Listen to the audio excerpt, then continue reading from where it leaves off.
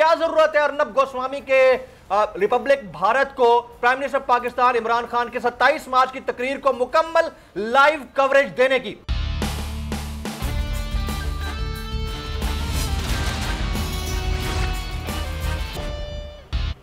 अस्सलामुअलैकुम। Special report with Mudassar Iqbal के साथ हाजिर खिदमत है। नाज़रीन, बड़ा एक अहम मामला है कि वज़ीर आज़म के खिलाफ आलमी साजिश, हुकूमत का ख़त मंजर आम पर लाने का फैसला। यह भी कहा गया कि चीफ जस्टिस ऑफ पाकिस्तान को ख़त दिखाने के लिए भी तैयार हैं। कुछ ही देर पहले वफाकी वज़रा की न्यूज़ कॉन्फ्रेंस थी। उस न्यूज़ कॉन्फ्रेंस में बाकायदा तौर पर आलमी साजिश और इस साजिश के एक किरदार का नाम लिया गया।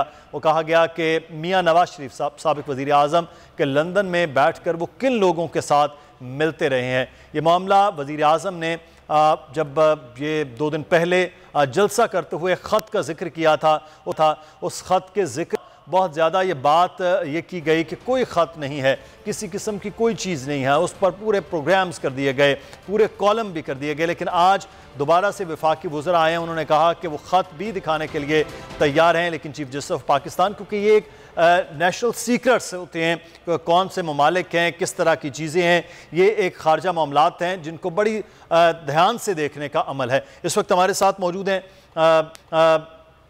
सीनियर सहाफ़ी तजज़ियाकार एडिटर इन चीफ बोल लगारी साहब, आपका बहुत शुक्रिया।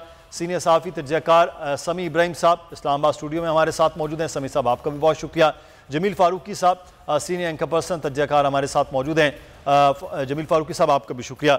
समी इब्राहिम साहब, ख़त ऑब्वियसली अगर ऐसा मामला है, ये एक सीक्रेट होता है, ऑफिशियल सीक्रेट होता है, इस तरह से ना तो दिखाया ना अवाम को बताया जा सकता है कि बहुत सारे मामलात होते हैं, मुल्कों के मामलात होते हैं।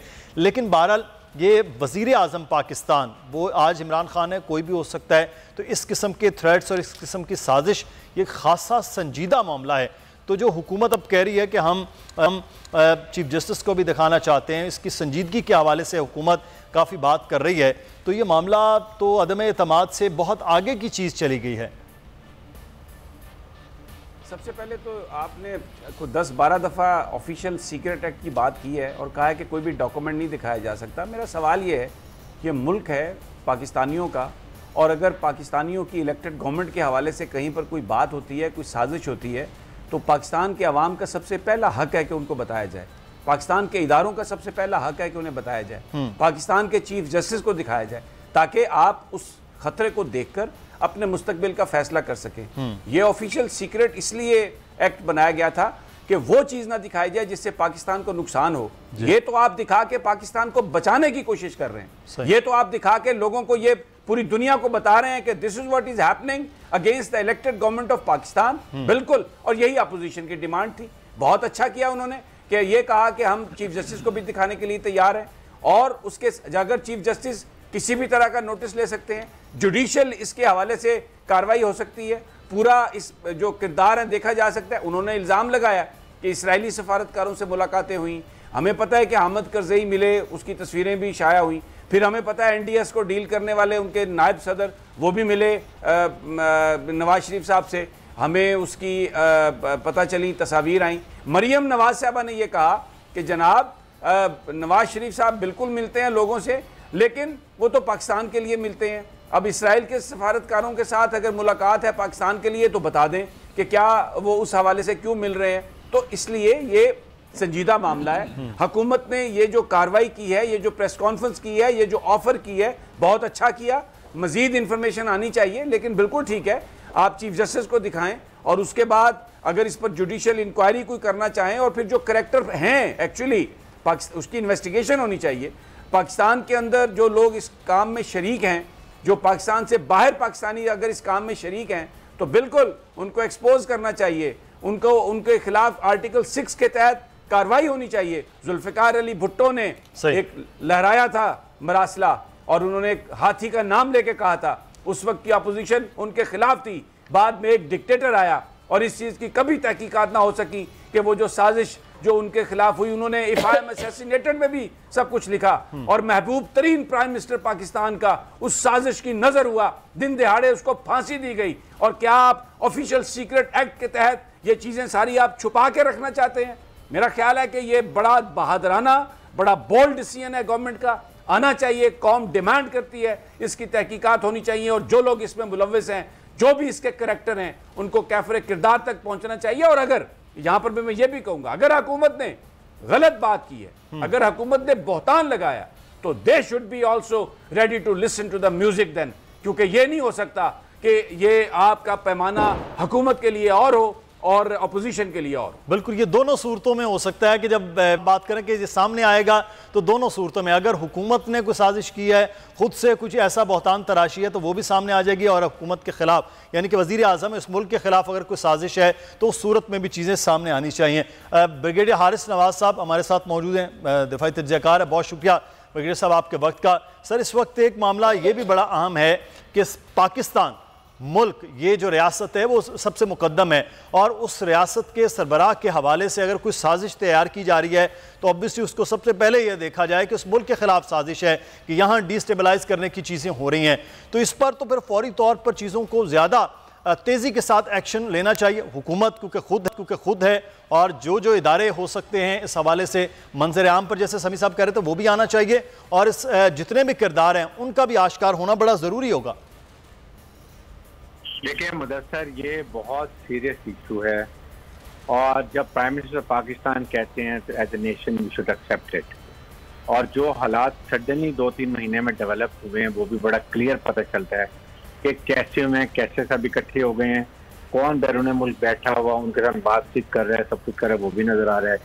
But I think prime minister Pakistan को चाहिए कि इस इशू को, जाहिर है कि मुल्क की उन्होंने दे दिया हुआ है, तो वो they must have carried out discreet inquiry, और वो कहीं ना कंक्लूजन पे पहुंचेंगे।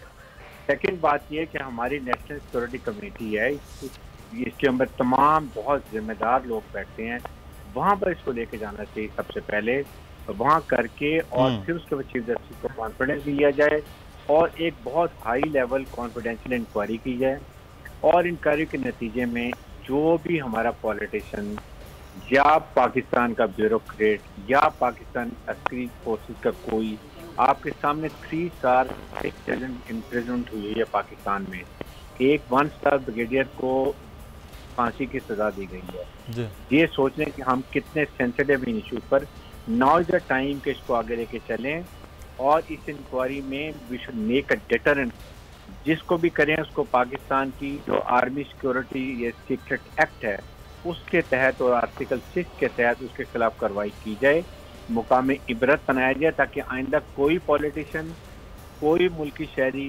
ऐसी हरकत ना करे जिससे रियासत पाकिस्तान को नुकसान हो।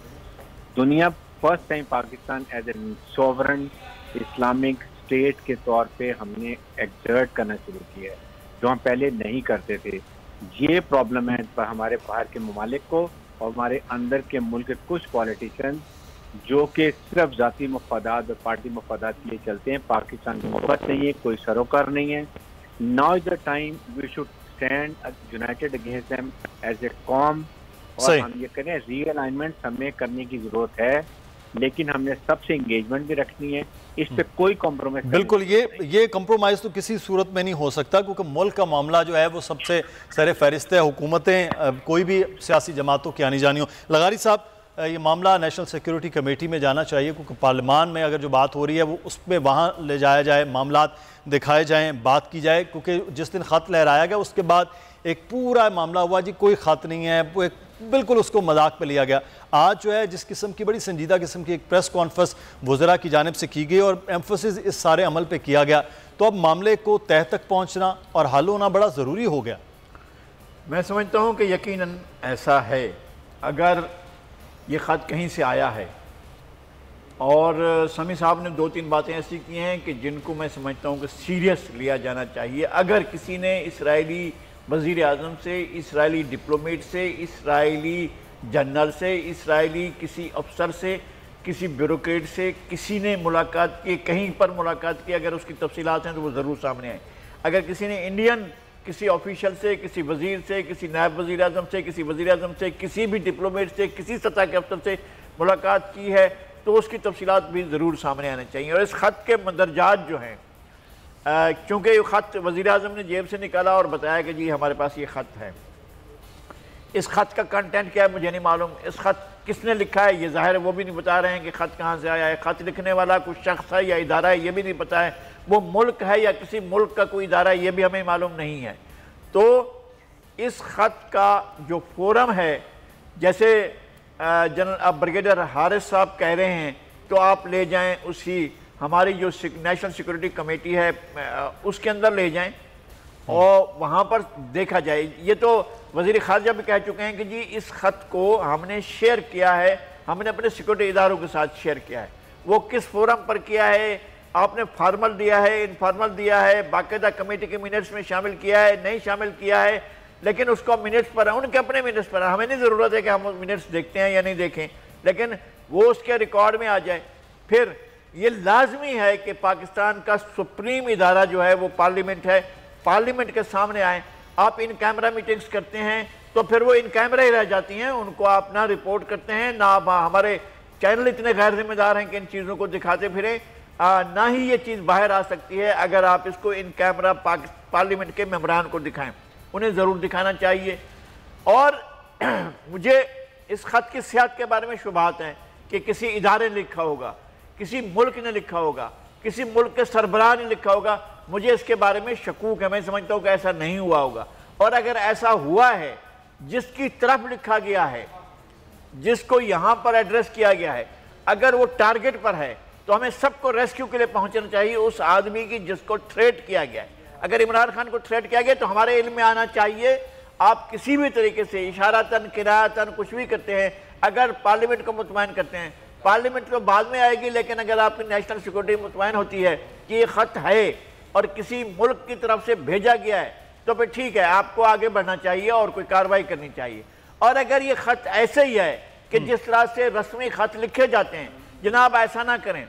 जो भुट्टो साहब के बारे में थी, तो वो तो किसी ने अपनी किताब में लिखा है कि मैंने भुट्टो को कहा कि तुम इसके कॉन्सिक्वेंसेस नहीं भुगत सकोगे, तुम्हें पता ही नहीं है कि तुम्हें पता ही नहीं चलेगा कि तुम्हारे साथ क्या हो गया है। तुम अपने आप को बहुत ज़हीन, बहुत चालाक समझते हो, तुम मत भूलो कि इस मुल्क को कोई भी चला सकता है। तुम अपने आप को जीनियस समझते हो, तुम कोई जीनियस नहीं हो। और मैंने कहा कि तुम इसके नतायज भुगत, तुम्हें निशान इबरत बना देंगे। ये अल्फाज हैं कि हम तुम्हें निशान इबरत बना देंगे, और निशान इबरत बना दिया गया। अगर इस तरह का कोई ख़त है इमरान खान के नाम पर, तो मैं कहता हूं कि जिसको आपने चाहे आप उसको ले लें, जो इसमें मुलविस है उसको ले लें और उसको अपने अंजाम तक ले जाएं। अगर ये हवा खड़ा किया जा रहा है तो फिर इमरान खान को इसको भुगतने के लिए तैयार रहना चाहिए। इस तरह की बातें, अगर ये सिर्फ इसको अपना तहरीक अदम एतमाद को मामले को संजीदा बहुत लिया जाना ज़रूरी है। भुट्टो साहब का हम तो उस वक्त सिर्फ पढ़ते आ रहे हैं, उस वक्त भी बहुत सारे किरदार ऐसे थे जिन्होंने इस मामले को संजीदा नहीं लिया था, लेकिन फिर इतना बड़ा लीडर जो है वो सारे मामले की, और जो आप बात कर रहे हैं साजिश, उसकी भेंट चढ़ गया था। इस मामले को संजीदा लिया जाना बहुत ज़्यादा ज़रूरी है, वो चाहे पार्लियामान हो, चाहे पाकिस्तान के इदारे हैं, या जब अभी जिक्र भी कर रहे थे वफाकी वज़रा के चीफ जस्टिस को, हम जो है वो जुडिशल कमीशन के लिए तो नहीं, लेकिन वो बड़े हैं इस मुल्क के, तो हम दिखा सकते हैं। जमील फारूकी साहब, ये मामला जितना संजीदा है उतनी संजीदगी का अमल हुकूमत और इस वक्त जो पाकिस्तान के इदारे हैं, जिसका भी रोल इसमें बनता है, उसका वो होना बहुत ज़्यादा ज़रूरी है। और ख़ास तौर पर जो इस वक्त अपोजिशन है वो भी बड़ी मैच्योर है, हुकूमतों में रह चुकी हैं, ज़िम्मेदार हैं, चाहे वो शहबाज शरीफ साहब हों या बिलावल साहब हों, उनको भी इस वक्त संजीदगी का अमल करना चाहिए इस सारे अमल पर, क्योंकि 2 दिन से तो हम गैर संजीदा किस्म के जवाबात देख रहे थे। इस मामले को उतना संजीदा क्यों नहीं लिया जा रहा फिर अपोजिशन की जानिब से? मुदस्सिर, ये ख़त पाकिस्तान की पॉलिटिक्स के लिए बड़ा गेम चेंजर हो सकता है। जिस तरह आज ये प्रेस कॉन्फ्रेंस हुई है, इस प्रेस कॉन्फ्रेंस की ज़रूरत ही महसूस नहीं करनी चाहिए थी, क्योंकि हमारे मीडिया ने इस सारी सिचुएशन को बड़ा इररिस्पॉन्सिबली डील किया। बिल्कुल। मैं 3-4 कॉलम्स पढ़ रहा था, बल्कि कुछ ट्वीट्स हमने देखे हैं जिसमें बाकायदा देखिए नेशनल सिक्योरिटी ब्रीच होता है। अगर कोई ये बता दे कि एक प्राइम मिनिस्टर ने लहराकर कोई चीज़ दिखाई और उसके ऊपर आप चले मीम्स बनाते हैं, मजाक उड़ाते हैं, वो आपका पॉलिटिकल बेनिफिट्स हो सकते हैं। लेकिन बाकायदा ये कह दिया जाए कि प्राइम मिनिस्टर ने जो खत दिखाया है, ये खत हमारे पास पहले से मौजूद है, तो ये एक तो बहुत बड़ा सिक्योरिटी ब्रीच हो जाता है। आप एक मुल्क की सेंसिटिव प्राइम मिनिस्टर के एक ओहदे का अपना तकद्दुस है, और फिर आपका रियासती एक तशख़्ख़ुस है, उसको आप ब्रीच के तौर पर जो है दुनिया के सामने दिखाते हैं। इंडिया जैसा मुल्क उसको प्ले करता है, और पाकिस्तान में बड़े बड़े सीनियर जर्नलिस्ट ने इंग्लिश में आर्टिकल्स लिखे हैं, उसके ऊपर राय मांगी जा रही है मुख्तलिफ लोगों की जानिब से। बड़ा अफसोसनाक था। और आज जिस तरह फवाद चौधरी साहब ने, असद उमर साहब ने प्रेस कॉन्फ्रेंस की है, 3-4 चीजें उसकी बड़ी इंपॉर्टेंट है। एक तो ये खत पाकिस्तान की आला तरीन अस्करी क़यादत के साथ शेयर किया गया है। तो ये बहुत बड़ा स्टेटमेंट है, यानी शेयर करने के बाद ही पब्लिक को ये बताने की कोशिश की गई है कि ऐसी चीज हुई है और ऐसी चीज तहरीक अदम एतमाद की जो रिक्विजिशन है उसके देने से पहले आई है हमारे पास। तो ये बहुत बड़ा स्टेटमेंट है। और फिर ये कहा गया कि हम मुल्क के मुनसफे आजम को ये दिखा सकते हैं, लेकिन अगर वो मुल्क का बड़ा होने की हैसियत से देखें, ना कि चीफ जस्टिस ऑफ पाकिस्तान। बहुत बड़े जुमले हैं। इसका मतलब यह है कि something is very serious on cards. और अगर ये पाकिस्तान के अंदर लाइकली बड़ा सीरियसली डिस्कस होता है, इदारों से इन्वेस्टिगेट होता है और इसके ऊपर एक्शंस होते हैं, तो मैं कहता हूं पाकिस्तान की पॉलिटिक्स के लिए बड़ा गेम चेंजर होगा। क्यों? क्योंकि समी साहब भी मेरे साथ मौजूद थे जब हमने प्राइम मिनिस्टर का इंटरव्यू किया था। उन्होंने खुद एडमिट किया था as a prime minister of the country कि उन्हें 2 मुल्कों से फंडिंग की ऑफर हुई थी, पैसे की ऑफर हुई थी जो उन्होंने डिक्लाइन की। तो ये इटसेल्फ एक बहुत बड़ा एडमिटेंस होता है कि इस तरह की ऑफर्स तो होती हैं, यानी पैसा देने की कोशिश की जाती है, चाहे गवर्नमेंट टॉपल करने के लिए की जाती हो या फिर गवर्नमेंट बनाने के लिए की जाती हो, तो ये होता है। लेकिन कौन एक्सेप्ट करता है, कौन डिक्लाइन करता है और किस तरह थ्रेटन किया जाता है, कौन कौन से स्टेक होल्डर्स को हेड ऑन लिया जाता है, ये बहुत सीरियस मैटर है। और इसको हमें एज ए जर्नलिस्ट और हमारे मीडिया हाउसेस को बड़ा संजीदगी से लेना चाहिए। आपकी स्टेट का मामला है, आपके मुल्क के वजीर आजम ने जितना उनके नॉलेज के मुताबिक इसको डिस्कस करना चाहिए था जलसे के अंदर किया। उसके बाद ये प्रेस कॉन्फ्रेंस करने की जरूरत नहीं होनी चाहिए थी, इसे नेशनल सिक्योरिटी कमेटी के अंदर डिस्कस होना चाहिए था या फिर जिन स्टेक होल्डर्स के साथ शेयर किया जाना चाहिए था उनके साथ शेयर करना चाहिए था। अब हो गई है प्रेस कॉन्फ्रेंस, तो मेरा ख्याल है इसको बड़ा रिस्पॉन्सिबली डील करना चाहिए। बिल्कुल सही। अच्छा समी साहब, एक बड़ा अहम मामला ये है कि आज भी ये बात की गई कि ये तहरीक अदम एतमाद के मामले से पहले खत आया। वज़ीर आज़म पाकिस्तान इदारों के सरबराह हैं, रियासत के सरबराह हैं और तमाम इदारे उनके अंडर हैं। तो जब ये ख़त आया उस वक्त शेयर भी किया गया होगा यकीनी तौर पर, जिन इदारों ने तहकीकात करनी है उनके हवाले से भी, जिन लोगों ने एक्शन करना है उनके हवाले से। तो इसका मतलब ये है कि कहीं ना कहीं तहकीकात और चीज़ें जो हैं वो पैरेलल चल रही होंगी अवाम तक लाने से पहले पहले वज़ीर आज़म पाकिस्तान की जानिब से। देखें मुदस्सर, बड़ा इंपॉर्टेंट है ये सारा मामला। आपका सवाल भी बड़ा अहम है। जिन लोगों ने प्रेस कॉन्फ्रेंस की वो फवाद चौधरी साहब और वज़ीर हमारे जो प्लानिंग है जनाब असद उमर साहब, ये नेशनल सिक्योरिटी हमारी जो कौंसिल है या कमेटी है उसका हिस्सा। वज़ीर ख़ारजा शाह महमूद कुरैशी जिन्होंने ये बयान किया कि कब आया और ये हमने अस्करी क़यादत के साथ शेयर किया, वो सिक्योरिटी का हिस्सा। वज़ीर आज़म साहब खुद उसको हेड करते हैं जिन्होंने ये सब बात बताई। सिविलियन साइड पूरी हो गई, उसके बाद उसमें आपकी अस्करी क़यादत है। वो कह रहे हैं कि अस्करी क़यादत को हमने शेयर कर दिया। तो बुनियादी तौर पर वो जो नेशनल सिक्योरिटी कमेटी कौंसिल जो भी आप उसको नाम दें, उसके जो शुरका हैं, वो लोग जो फैसला करने वाले हैं, उनके पास ये लेटर मौजूद है। आज हुकूमत ने यह कहा कि हम चीफ जस्टिस ऑफ पाकिस्तान को भी इस मुल्क के बड़े होने की हैसियत से इसके मंदरजात और ये सब कुछ हम दिखा सकते हैं, उनके साथ हम शेयर कर सकते हैं। सवाल ये है कि इस पर इसके बाद खामोशी है। अभी जैसे जमील फारूकी ने बात कही कि कॉलम लिखे जा रहे हैं जिसमें ये कहा जा रहा है कि ये झूठ है, एविडेंस के बगैर ये कहा जा रहा है कि वज़ीर आज़म झूठे हैं, डिसीजन दिया जा रहा है, मतलब पूरा। और फिर बड़ी अफसोसनाक बात जो इन्होंने ये कही कि जिस पर सवाल पूछे जा रहे हैं और जो लोग ये लिखने वाले हैं, जो सबसे बड़ी बात है, चलें सवाल पूछना तो कोई बात नहीं, को राय बंदा ले सकता है, सबको पता है, एक फीडबैक हो सकता है, लेकिन जो लोग लिखने वाले हैं वो किसके करीब हैं, वो कौन से, यानी उनका मगरिब से बड़ा, उनके आउटलेट से सब कुछ उनसे बड़ा गहरा ताल्लुक है।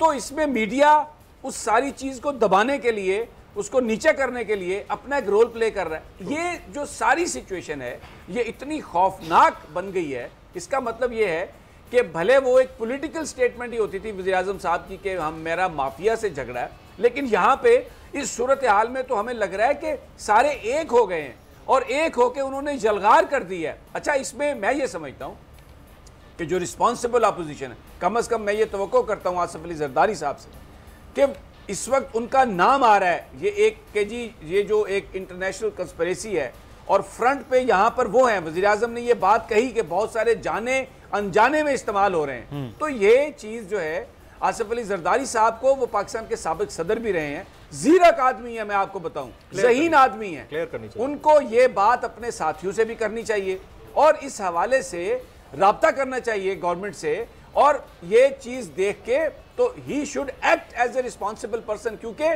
वो उनकी दुश्मनी या मुखालफत इस हुकूमत से अपनी जगह पे, but he is intelligent man और उनको सारी चीज का इल्म है, वो उनको इस तरह के सारे मामलात को वो बड़े बेहतर अंदाज में हल कर सकते हैं। तो यहां पर जो रिस्पॉन्सिबिलिटी है वो अपोजिशन की भी है। ये जो आउटराइटली रिजेक्ट कर देना, शहबाज शरीफ साहब मैं कहता हूं झूठा है, इमरान खान न्याजी झूठ बोलता है, ये तो एक बहुत ही इररिस्पॉन्सिबल जलसों के अंदर मजाक उड़ाया गया। तो ये आप देखें ना, मरियम नवाज शरीफ साहिबा ने जलसे के अंदर JUI के साथ मिलकर जिस तरह खत, एक जो उनका तराशीदा खत था, तमस्खर उड़ाया उसका, ये बड़ा अफसोसनाक है। अगर वाकयातन कहीं से कुछ इस तरह की चीजें आई हैं, उसका शायबा भी है। यहां तो कंफर्मेशन की बात हो रही है ना कि प्राइम मिनिस्टर मुल्क का ये कह रहा है, उसके बाद प्रेस कॉन्फ्रेंस हो रही है और मुल्क की सबसे बड़ी आला तरीन अस्करी क़यादत के साथ अगर ये शेयर किया गया है तो this is a sensitive thing, उसके ऊपर मजाक उड़ाया जा रहा है। आई मीन, अगर किसी दौर में खान साहब को ऑफर हुई होगी कि आपने गवर्नमेंट बनानी है तो हम आपको पैसे देते हैं और उन्होंने डिक्लाइन कर दी, तो आपको नहीं लगता कि इस दौर में गवर्नमेंट टॉपल करने के लिए किसी ने की होगी? क्या जरूरत है अर्नब गोस्वामी के रिपब्लिक भारत को प्राइम मिनिस्टर पाकिस्तान इमरान खान के 27 मार्च की तकरीर को मुकम्मल लाइव कवरेज देने की? क्या आप नरेंद्र मोदी के इंतखाबात के दौरान जिन जिन रियासतों में हुए हैं उनकी किसी तकरीर को पाकिस्तान में पूरा 1 घंटा दिखा सकते हैं लाइव कट करके? नहीं दिखाएंगे ना, क्योंकि हमारा स्टेक नहीं है, हमारा इंटरेस्ट नहीं है। इंडिया का क्या इंटरेस्ट है इस सारी चीज के ऊपर? ये बड़ा सीरियस मैटर है और इसको बड़ा सीरियसली देखना होगा। बिल्कुल, ये सीरियसली बार बार जो बात करें, अब समी साहब ने एक बड़ा अहम बात की है कि पाकिस्तान के अपोजिशन और बड़े ज़ेरिक सियासतदान, मैंने भी जमील जब आप बात कर रहे थे, इन तमाम तो चीज़ों को देखना होगा। तहरीक अदम एतमाद आज है, कल है, सियासी मामला तो पिछले 2 दहाइयों 3 दहाइयों से चलते आ रहे हैं, इसी तरह से हो रहे हैं, ये मामला पैरेलल चलें। लेकिन ये देखना कि इस मुल्क के खिलाफ साजिश है, इसको फौरी तौर पर सियासी क़यादत की जिम्मेदारी, चाहे वो अपोजिशन में चाहे हुकूमत में, ब्रिगेडियर हारिस नवाज साहब, वो सबसे ज़्यादा बढ़ गई है, क्योंकि अवाम और फिर इदारों से कनेक्टिविटी तो सर सियासतदानों की है। ब्रिगेडियर साहब, बात यह है कि इस वक्त ये देखें कि जो हमारे पॉलिटिशियंस हैं और जो ख़ास तौर पे इस वक्त लीडिंग पॉलिटिशियंस हैं, अगर उनको ये पता चल जाता है कि उनमें से 1 या 2 या 3 इस साजिश में इन्वॉल्व हैं और उनके बाहर से कनेक्शन हैं और उनकी मदद से मुल्क को डिस्टेबलाइज कर रहे हैं, तो I wish and I pray कि वो तमाम मुहब्बे वतन पॉलिटिशियन इमीडिएटली उनको चाहिए और बताना चाहिए कि आज के बाद हमारे इन अशख़ास से, इन पार्टी से कभी कोई ताल्लुक नहीं रहेगा, बिकॉज ये मुल्क के खिलाफ जा रहे हैं। मुल्क के इंटरेस्ट होता है, ये अबव ऑल होता है। रियासत पाकिस्तान के खिलाफ कोई भी खड़ा होगा, किसी पार्टी का हो, वो उसको खड़ा होना चाहिए। हमारे तमाम 22 करोड़ अवाम मुहब्बे वतन हैं, वो सब खड़े होना चाहिए, उनको सेक्लूट करना, सिंगल आउट करना चाहिए कि ये 2-3 लोग हैं जो ब्लैक शीप से, इनको निकाला जाए और उनको खाली नहीं निकाला जाए। आर्टिकल 6 आर्मी सीक्रेट एक्ट कार्रवाई की जाए ताकि वो एक मिसाल बने दूसरों के लिए, ताकि आइंदा के लिए कभी और किसी की जरूरत। हमारी प्रॉब्लम ये होती है, हम पॉलिटिकल इंजीनियरिंग के अंदर उनको हम इग्नोर कर देते हैं, चाहे वो डॉन लीक्स हों या कोई और बातें हों। अभी वो वक्त गुजर गया। पाकिस्तान में इस वक्त अवाम बादशाह हो रहे हैं, फिर उसके बाद सॉवरन कंट्री हम बने हुए हैं, हम अभी डिक्टेशन नहीं ले रहे हैं। इसलिए उनको पता चलना चाहिए कि जी आइंदा नहीं होगा, लेकिन इसके लिए रिस्पॉन्सिबिलिटी बहुत ज़रूरी है, क्योंकि ये डिप्लोमेटिक इशूज़ हैं, इसके क्या दूसरे नताइज होते हैं। लेकिन पाकिस्तान में शुरू से लियाकत अली खान से लेके और लाल जनरल मुशर्रफ तक सब इसी तरह, जब भी आपने इकनॉमिक तरक्की की है, आपकी टांग खींची गई है, उस लीडर को मार दिया गया है या उसको हटा दिया गया है। आई थिंक आज हम हैं तो पाकिस्तान है। Pakistan is first. पाकिस्तान की असम्बली, पाकिस्तान की लेजिस्लेटर सब बाद में है, सबसे पहले पाकिस्तान। इसलिए हमें इस नैरेटिव को डिफ्यूज़ करना चाहिए, डिफीट करना चाहिए, और ये national security committee is the right forum.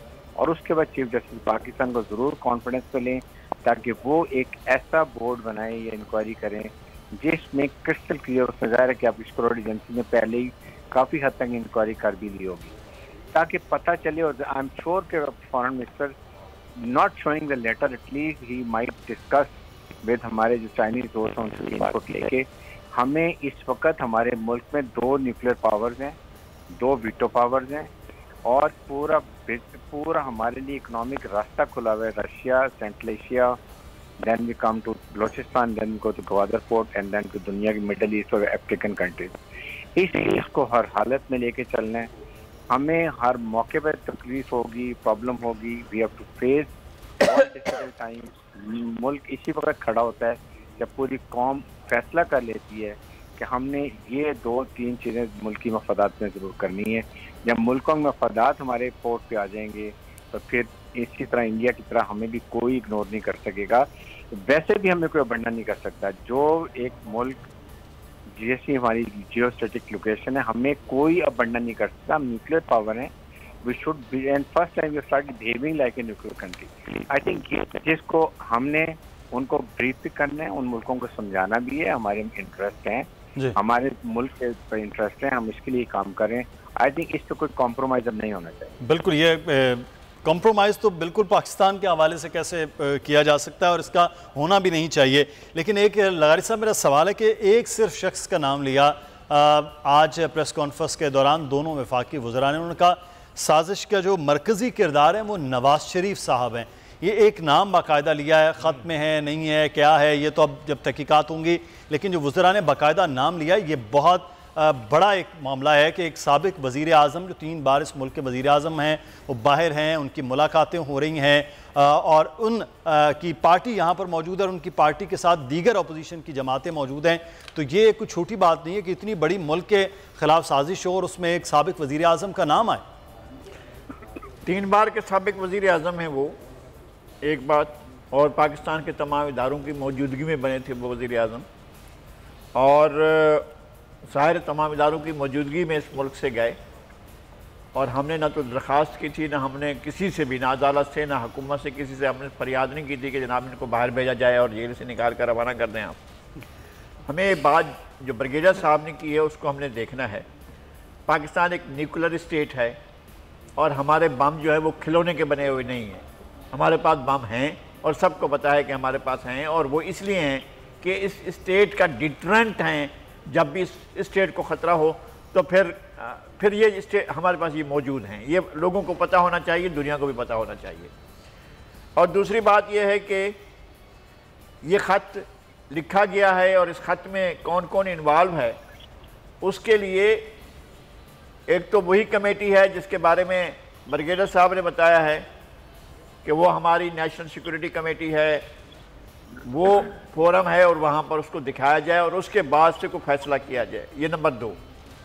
Number 3, ये मेरी तजवीज़ है और मैं वैसे जी मेरी तजवीज़ ये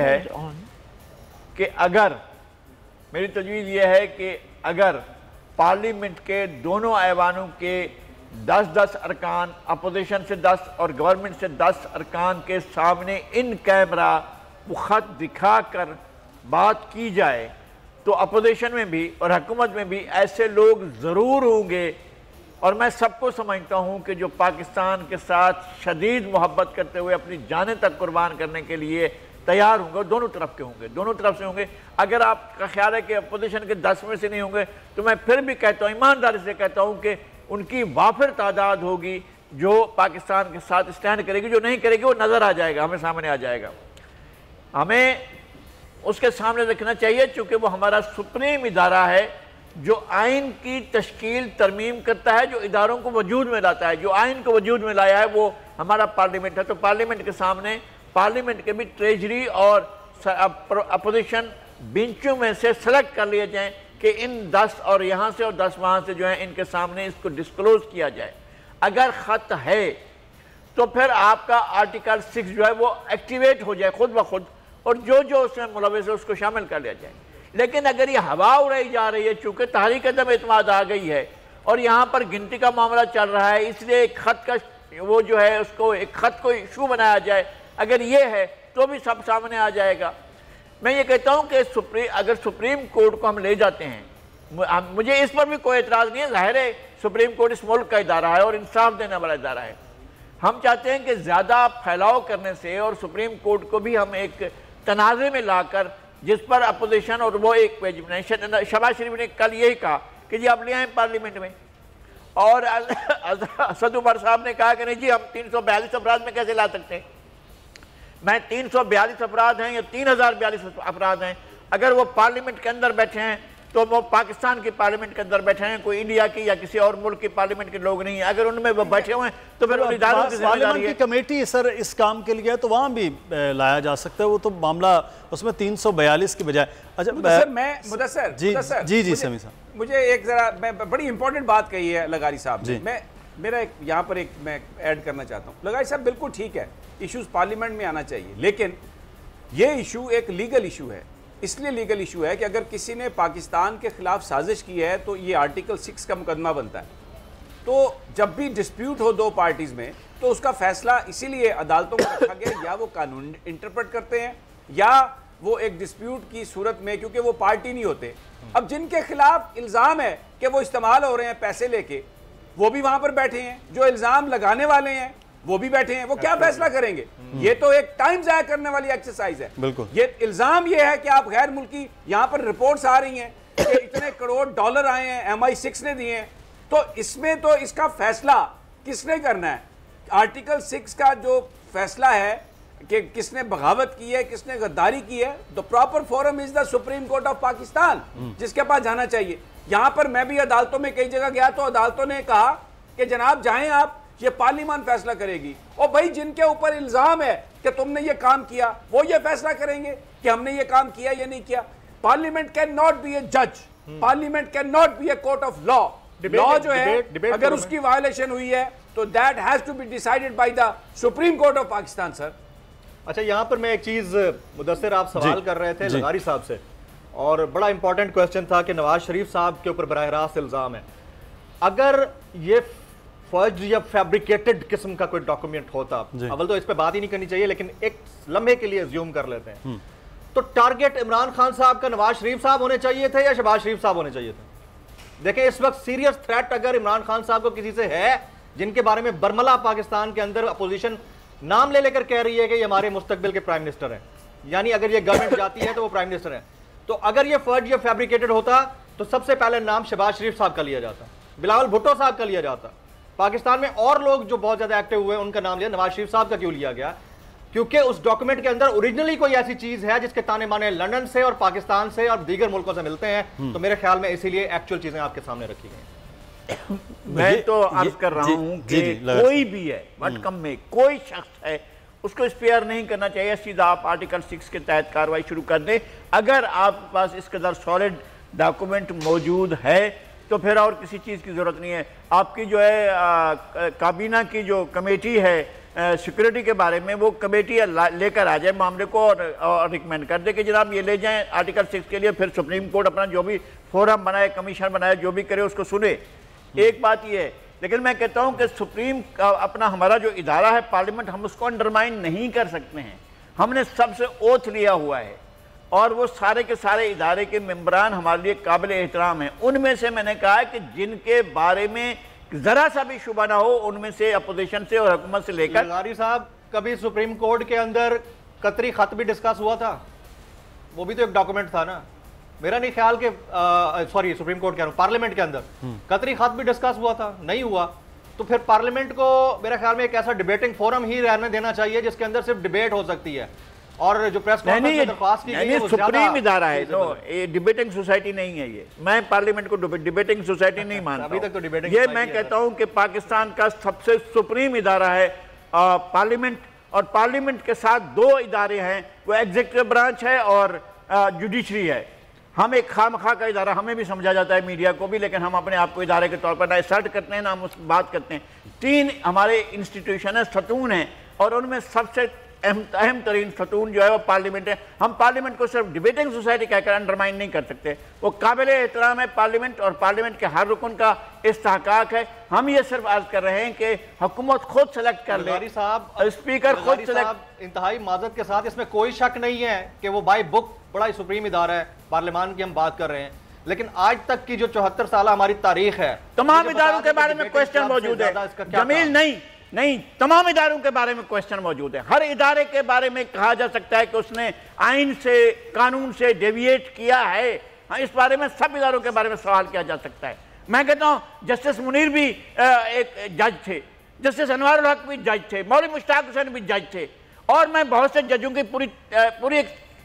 पूरी कतार बताता हूं कि जजेस थे लेकिन उन्होंने अपने हल्फ से वफादारी नहीं की। ये बातें छोड़ देते हैं हम कि जनाब कौन सा इदारा किस तरह से क्या काम करता है, लेकिन हमारा आइन साज और कानून साज इदारा जो है वो पार्लियामेंट है, वो सुप्रीम इदारा है, उसके अरकान पर ले जाए ना सुप्रीम कोर्ट में। अगर आपका डायरेक्ट सबूत है तो फिर किसी के पास जाने की जरूरत नहीं है, जाए सुप्रीम कोर्ट में और कहेंगे जी आर्टिकल से, ये वफाक की जिम्मेदारी है हमें बचाने के लिए, हमारे स्टेट को बचाने के लिए, हमारे इस मुल्क को बचाने के लिए, पाकिस्तान को बचाने के लिए। इस स्टेट का सबसे जो एक्टिव इदारा है वो एग्जीक्यूटिव है, वो एग्जीक्यूटिव ले आए ना वो सारा मामला उठाकर उस खत समेत एक बना ले, एक पूरी चार्जशीट और आर्टिकल 6 के तहत दायर कर दे और कहेगा जनाब ये ले बनाए और फलां जो भी है जिसका नाम भी है वो लेकर उनको ले जाएं और उनको अंजाम तक पहुंचाएं जो उसका अंजाम हो।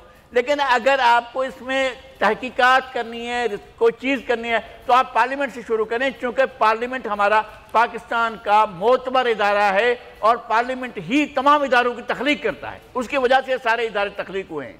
बिल्कुल सही है। पार्लियामान का तो पहले भी ये डिस्कस भी हो रहा है कि पार्लियामान में एक कमेटीज़ इसीलिए बनाई जाती है कि हर चीज़ को पार्लियामान में लाने से भी पहले जब ये चीज़ें आती हैं तो वो कमेटीज़ में डिस्कस हो जाती हैं। वो मुख्तलिफ़ कमेटीज़ हैं तो कमेटी में भी ये डिस्कस हो सकता है, ये भी ऑप्शन है। जिन इदारों से है वो तो जब इतनी पहले ख़त आया है तो पाकिस्तान के तमाम इदारे जो इस वक्त रियासत के ताबे हैं उन तक भी ये पहुँचा है, तहकीकात करने वालों को भी, बाकी इदारों तक वहाँ भी पहुँचा है। तो ये तो आज चीफ जस्टिस ऑफ पाकिस्तान रियासत के बड़े होने के नाते, ना कि चीफ जस्टिस ऑफ पाकिस्तान होने के नाते कि वो अदालत का कोई कमीशन बनाए, वो दिखाया जाए। तो अपोजिशन लीडर के हवाले से अगर कोई मामला उनके मुलव्वस होने का है तो उसको निकाल के बाकी, जिस तरह से समी साहब कह रहे थे कि जरदारी साहब या कोई और बाकी जमातें भी हैं, इवन मौलाना साहब भी हैं, कि अगर उनके खिलाफ कोई ऐसी चीज़ नहीं है तो वो भी डिस्कस होना चाहिए। लेकिन मामला ये है कि इसको जो नेशनल सिक्योरिटी का मामला है बुनियादी तौर पर, इसको जो सियासी रंग दे दिया गया, उस सियासी रंग देने की वजूहात समी साहब वो क्या बनी है? पूरा जैसे अभी आप कॉलम्स की बात करते, हम भी पढ़ रहे थे, कल रात से 2 दिन से ट्विटर पे वो जो चीज़ें चल रही हैं वो भी पढ़ रहे थे। ये पूरा रंग देने का क्या मकसद था इस सारे अमल के पीछे? देखिए, हम जो यहाँ पर बात कर रहे हैं वो यही है कि जो वज़ीर-ए-आज़म साहब का जो ये क्लेम है, जो उन्होंने बात कही, जो आज वफाकी वज़रा ने प्रेस कॉन्फ्रेंस की, उसको संजीदगी से लेना चाहिए। ये मामला ख़राब इसलिए हुआ है कि अपोजिशन ने इसका मजाक बना दिया। अपोजिशन ने सोशल मीडिया पर, हमारे साथी हैं, कोलीग हैं, उन्होंने बड़े अजीबो गरीब किस्म के लेटर खुद लिखे और उनको उन्होंने इसको सोशल मीडिया पर चलाया। राइट है, उनका फ्रीडम ऑफ एक्सप्रेशन है, वो जो मर्जी करें, लेकिन इतनी इररिस्पॉन्सिबिलिटी एक इतने अहम इशू पर उसने इस सूरत हाल को बिगाड़ा इस वजह से। और फिर वही जो अखबारात में ऐसी चीज़ें छापना शुरू हो गए, कॉलम्स आना शुरू हो गए कि वज़ीर-ए-आज़म साहब पॉलिटिकल माइलेज के लिए झूठ बोल रहे हैं। अब ये बड़ा एक संजीदा मामला है। आज जो वज़रा ने जो प्रेस कॉन्फ्रेंस की है, चीफ जस्टिस साहब को दिखाने की बात हुई है, अटॉर्नी जनरल साहब ने इसको अपोज किया है, जो खबरें आ रही हैं जिसमें उन्होंने कहा है कि आप अदालत को सियासत में ना घसीटें। लेकिन ये सियासी मामला नहीं है, ये मामला पाकिस्तान की नेशनल सिक्योरिटी का है और इसमें करोड़ों डॉलर की बात की जा रही है, इसमें इंटरनेशनल इन्फ्लुएंस की बात की जा रही है, इसमें इंटरनेशनल जो ताकतें हैं वो पाकिस्तान की गवर्नमेंट को तब्दील करना चाहती हैं। और ये बात जो है ये शेयर की गई है पाकिस्तान की अस्करी क़यादत से भी। मेरा सवाल ये है, आपने तो जो बात कही बिल्कुल बड़ी ज़बरदस्त आपने बात कही, मेरा सवाल ये है कि हमें रिस्पॉन्स आना चाहिए उन इदारों की तरफ से, सुप्रीम कोर्ट ऑफ पाकिस्तान की तरफ से, कि वो इस चले सुप्रीम कोर्ट तो अदालत है, लेकिन भाई इदारे का रिस्पॉन्स तो आए ना कि वो इसको क्या समझते हैं, इसको फर्दर इन्वेस्टिगेशन इसकी करना चाहते हैं, सच समझते हैं, झूठ समझते हैं, क्या है ये सारा। ये बेसिकली हम तो ये बात कर रहे हैं कि चाहे अपोजिशन हो, चाहे पाकिस्तान की अस्करी क़यादत हो, चाहे पाकिस्तान की हुकूमत हो, पाकिस्तान के लोग हों, इस इशू पर जो नेशनल सिक्योरिटी है, everyone has to be on the same page. अगर कहीं किसी ने कोई इस तरह की हरकत की है तो वो एक बहुत बड़ा ब्रीच है। ऐसे लोग ना पाकिस्तान के लिए फायदेमंद है, ना पाकिस्तान की सियासत में उनको होना चाहिए। माजी में निकाले गए लोग फिर लाए गए, अपने सियासी मसलियतों की वजह से निकाले, मुशर्रफ ने फिर वापस ले आए उनको अपनी सियासी मसलियतों की वजह से। तो भाई अगर ये चीज़, क्यों बैरूनी जो हुक्मरान हैं वो इतना प्यार करते हैं, क्यों क्लिंटन ने कहा कि भाई छुड़वाएं, इनको तो बिल्कुल आप माफ करवाएं इनको, ये किताबों में लिखा हुआ है, मैं नहीं कह रहा। भुट्टो को तो कोई छुड़ाने नहीं आया यार, वो गरीब जो पाकिस्तान की बात करता था सरेआम उसको आपने मार दिया, उसको उसकी उसकी उसकी जिस तरीके से जनाजा हुआ, आज भी दिल खून के आंसू रोता है वो मनाजर देख के। और ये जो लोग हैं जिनकी इतनी इतनी बड़ी जायदादें हैं बाहर, इनको बचाने के लिए आ जाता है क्लिंटन भी आ जाता है, रॉयल्स भी आ जाते हैं। और अभी आज एक वज़ीर-ए-आज़म इमरान खान, जिसको कोई स्टूपिड कहता है, जिसको कोई नट हेड कहता है, पता नहीं क्या क्या नाम दिए हैं, इसलिए कि वो अगर बात अपनी समझ के मुताबिक पाकिस्तान की कर रहा है। एक उसने इशू बताया है सरकारी तौर पर कि हटाने की कोशिश की जा रही है, रूस गया हूँ, चाइना जाता हूँ, इंडिपेंडेंट पॉलिसी बनाना चाहता हूँ, तो क्या उसकी इन्वेस्टिगेशन नहीं होनी चाहिए? क्या ये सारे लोग सेम पेज पे नहीं आने चाहिए? अभी तक वो खुद ये कह रहे हैं और ये जवाब ही नहीं आ रहा। इधर छोटी सी कोई बात हो जाए तो प्रेस कॉन्फ्रेंसें हो जाती हैं। तो ये बड़ा सीरियस इशू है, it will divide the nation. अगर सबने मिलकर इस चीज को एड्रेस करने की कोशिश नहीं की, ये मुल्क इस चीज का मुतहम्मल नहीं हो सकता। कोई ये मत सोचे कि वो ताकत के बलबूते पर कुछ कर सकता है। लोगों के ये सवाल हैं और आपको बताना आपका फर्ज है, साजिश को फॉइल करना भी फर्ज है। अगर साजिश नहीं है, किसी ने पॉलिटिकल माइलेज लेने की कोशिश की है, उसको भी आखिरी अंजाम तक पहुंचाना फर्ज है। तो it's a very serious issue.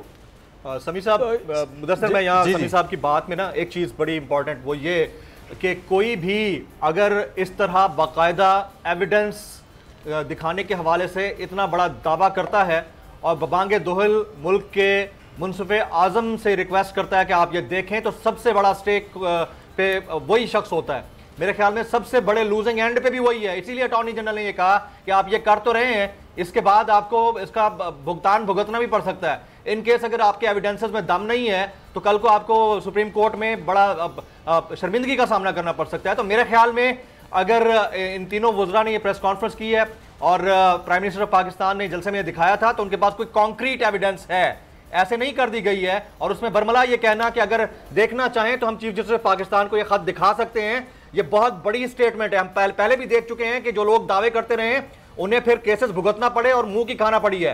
तो अब इसमें यकीनन कोई ना कोई ऐसी चीज है जिसको प्रेस कॉन्फ्रेंस के जरिए दिया गया है और सीरियस मैटर है, संजीदा मसला है। अच्छा, लेकिन जमील एक सवाल यहाँ पर है, जहाँ चीफ जस्टिस ऑफ पाकिस्तान के हवाले से उन्होंने कहा वज़रा ने कि वो दिखाया जाए। दूसरा मामला ये है कि इसको बार बार ये सवाल हो रहा है कि पार्लियामान के अंदर फिर लाने के हवाले से क्या कोई इसमें मसला क्रिएट हो जाएगा? कमेटी के अंदर लाने में कोई मसला, एक बंद इन कैमरा एक मीटिंग कमेटी बिठा के, तो वहाँ भी तो ये बात हो सकती है, क्योंकि इस मुल्क के जो स्टेक होल्डर्स हैं, वो भी जो मुल्क की सियासी जमातों के सरबराहान हैं, वो भी तो इस मुल्क का हिस्सा हैं। तो वहाँ उनके सीनों में भी बड़े राज दफन हैं। कोई यहाँ सदर रह चुका है, कोई वज़ीर आज़म रह चुका है, तो ये भी बात हो सकती है कि उन्हीं राजों के साथ इस राज को भी शेयर किया जा सकता।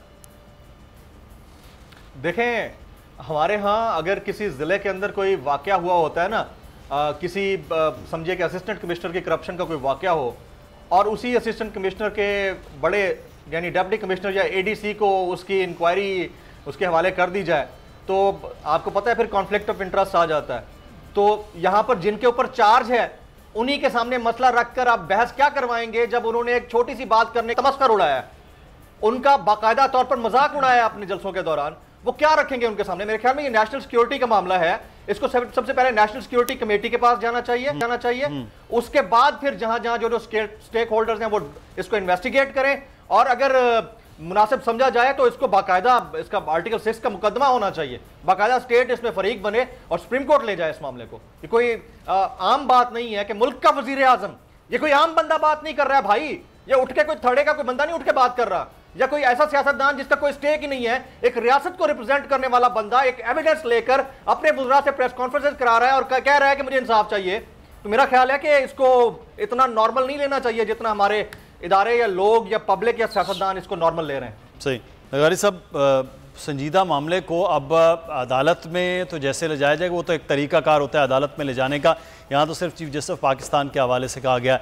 लेकिन इसका जिस तरह अब ये मामला पेचीदा हो गया, जलसे में के बाद तो नहीं संजीदगी थी, लेकिन आज जिस किस्म की संजीदा किस्म की प्रेस कॉन्फ्रेंस थी, उसके बाद तो मेरा ख्याल है इसको जल्द अज जल्द ही हल हो जाना चाहिए। जितना यह तूल पकड़ेगा, साजिशों के ताने बाने भी लोगों के गिर्द रहेंगे और ये स्पेकुलेशन जिसका एक लफ्ज़ है वो ज़्यादा होगी। जो हकीकत है मेरा ख्याल है वो अब हुकूमत के पास, रियासत के पास जो पावर है उसके ज़रिए इस सारे अमल को हल होना बहुत ज़्यादा ज़रूरी है, जल्द अज जल्द। एक तो बात यह है कि मुल्क के सिक्योरिटी बतौर वज़ीर ख़ारजा मुल्क के सिक्योरिटी इदारों से ये ख़त शेयर कर दिया गया है और मैं मुल्क के सिक्योरिटी इदारों को सबसे ज़्यादा पाकिस्तान की सिक्योरिटी के बारे में अहल समझता हूँ कि वो ही सबसे ज़्यादा अहल हैं और सबसे ज़्यादा वही ज़िम्मेदार हैं कि पाकिस्तान की सलामती को वो यकीनी बनाएं।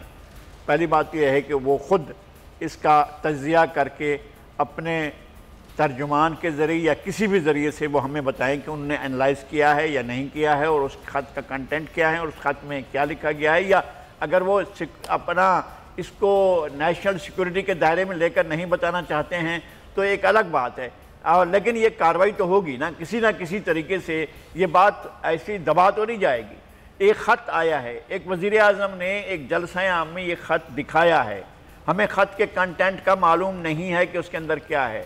वो ये भी बताने को तैयार नहीं है कि ख़त किसने लिखा, किस मुल्क की तरफ से आया, किस इदारे की तरफ से आया, ये भी हमें मालूम नहीं है। ज़ाहिर ये सारी चीज़ें जब तक आप मंजर आम पर नहीं लाएंगे या जो फोरम है उसके सामने नहीं रखेंगे तो हम केस कैसे बनाएंगे। केस बनाने के लिए दो तीन चीज़ें ज़रूरी हैं ना। एक तो ये कि सिक्योरिटी इदारों के पास होना चाहिए, जी है, सिक्योरिटी इदारों के साथ शेयर होना चाहिए, जी हो गया। फिर कमेटी में जाना चाहिए, ज़ाहिर है कमेटी उन्हीं ओहदेदारों पर, उन्हीं मनसबदारों पर, उन्हीं जो हमारे ज़िम्मेदार हैं उनके पर मुश्तमिल है, तो वहाँ पर चला जाना चाहिए और वहाँ पर डिस्कस होना चाहिए। फिर क्या होगा, फिर ये कि मुल्क के पार्लियामेंट है उसके साथ आना चाहिए, किसी भी सतह पर उसके साथ शेयर होना चाहिए। फिर आपको कोर्ट में जाना है कि चलें अब हम मजाक नहीं कर रहे हैं, हम सीरियस हो गए, अब आप आएँ और ये देखें कि जनाब ये मामला क्या है और इस पर ये केस बनता है, लिहाजा इसको ट्रायल करें। तो ये एक तरीक़ाकार है।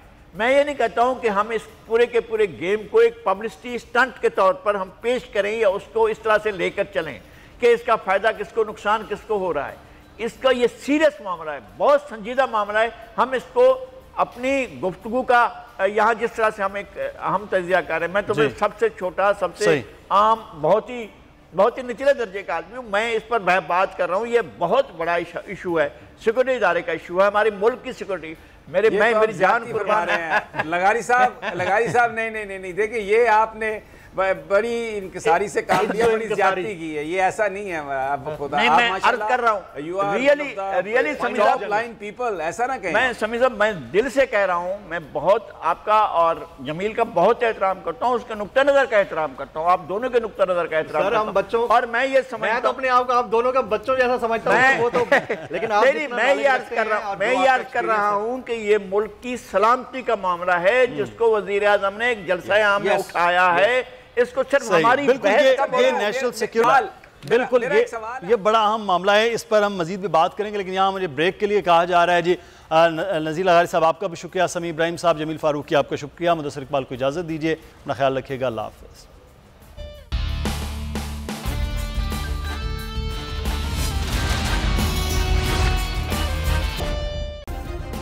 सब्सक्राइब करें और बेल दबाएं ताकि कोई खबर रह न जाए।